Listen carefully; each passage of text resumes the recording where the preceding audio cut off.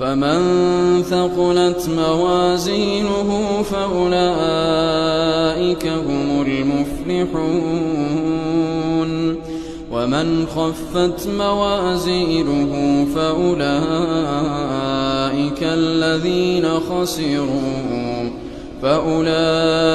الذين خسروا أنفسهم في جهنم خالدون تلفح وجوههم النار وهم فيها كارحون.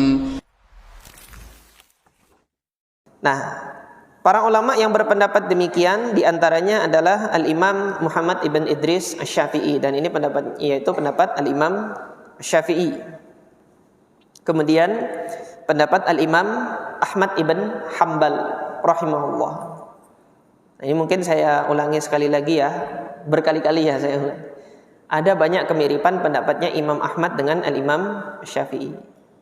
Al-Imam Ahmad ibn Hanbal kalau dapat hadis yang sahih, maka beliau berpegang dengan hadis tersebut, dan kalau Imam Syafi'i juga berpegang dengan hadis tersebut, apalagi gitu kan.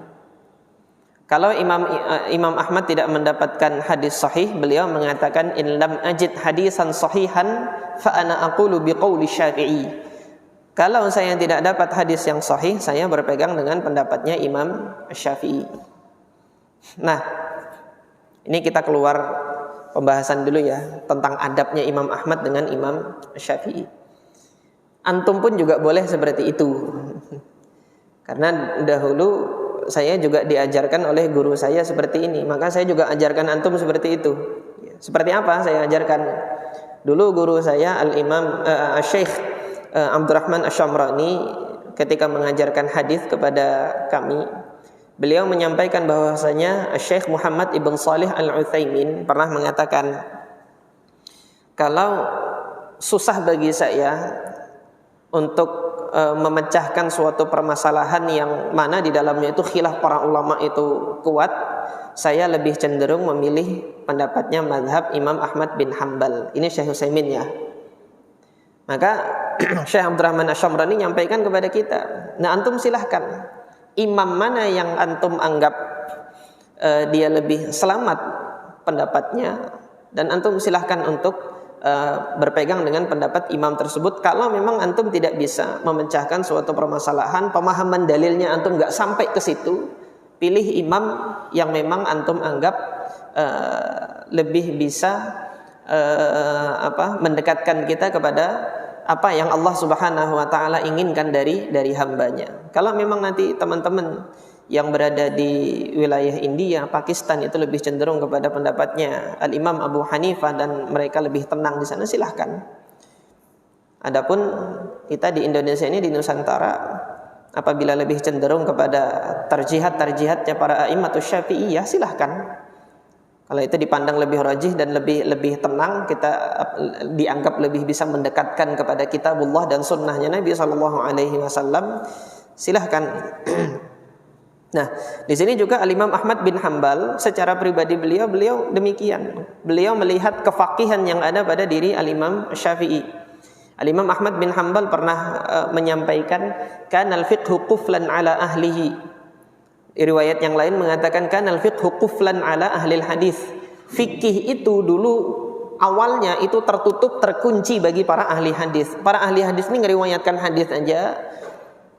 Dan namun untuk fikih pemahamannya terhadap hadis tersebut, terkadang para ahli hadis itu terkunci dulu sebelumnya. Hatta fatahallahu bisyafi'i, sampai Allah Subhanahu wa taala mendatangkan Imam Syafi'i dan membukakan kunci-kunci itu untuk bisa memahami sunnah Nabi SAW. Di sini rasa kesyukuran Imam Ahmad ibn Hanbal dan ta'zimnya terhadap Imam Syafi'i rahimahullah bisa kita lihat. Oleh karena itu seringkali kalau antum nanti mempelajari fikih muqaranah, antum mempelajari fikih perbandingan, ada banyak pendapatnya Imam Ahmad bin Hanbal yang sama dengan Imam Syafi'i, khususnya kalau tidak didapati hadis yang tegas. Nah, ini yang kedua ya. Kita kembali lagi, siapa lagi yang berpendapat bahwasanya tidak suci tadi kalau ada campur tangan manusia? Al-Imam An-Nawawi rahimahullah menyebutkan ini satu dari dua riwayat Imam Malik. Satu dari dua riwayat Imam Malik. Jadi di sini Imam Malik punya dua riwayat. Riwayat yang pertama tohir dia, bahwasanya kalau diubah dengan campur tangan manusia khamr jadi cuka, tohir, suci. Pendapat yang kedua, Imam Malik pernah berfatwa enggak suci. Ini mana yang benar? Ini kan boleh jadi Imam Malik berpendapat mana yang pertama, baru kemudian beliau mengoreksi ijtihadnya dan mengubah fatwanya. Ini bagi para a'immatul ijtihad yang seperti ini biasa. Sekarang berpendapat demikian, besok berpendapat yang lain kalau mendapati dalil yang kuat, dan itu memang kewajiban seorang muslim. Hari ini saya berpegang dengan pendapat ini karena yang saya pandang hadisnya kuat begini. Tapi besok ketika saya mendapatkan dalil lain yang lebih kuat, boleh jadi yang hari ini saya sampaikan berubah.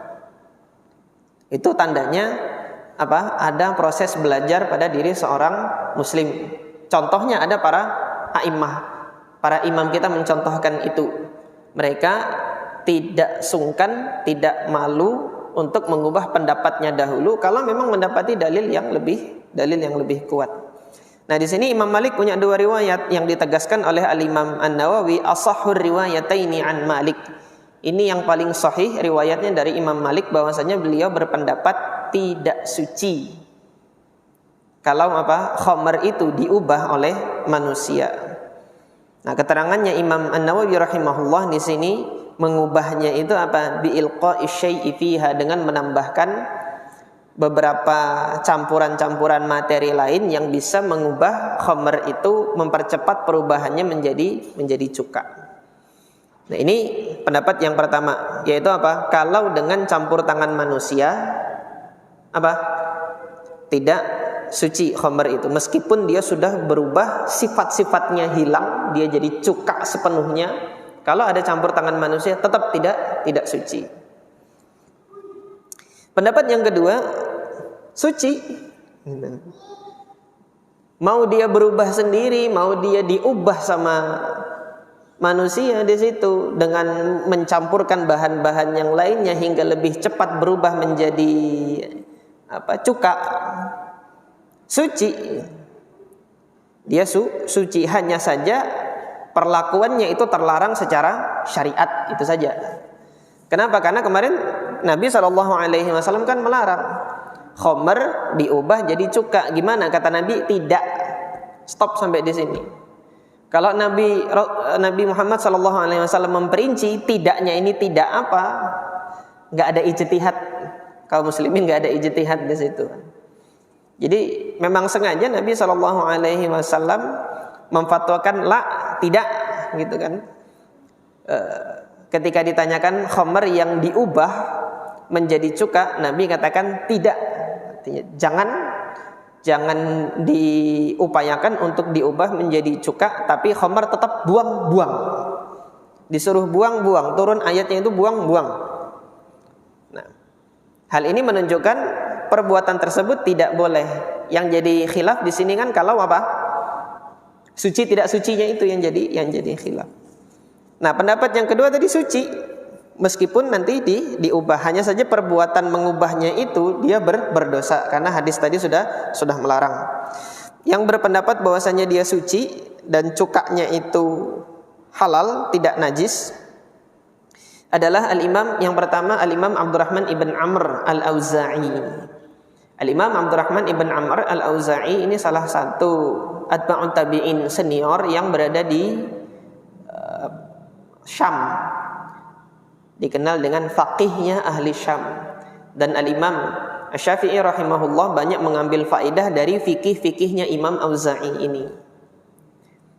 Antum kalau nanti baca itu ada bagian tersendiri dalam kitab itu Siyar Al-Auza'i, sirahnya Al-Auza'i.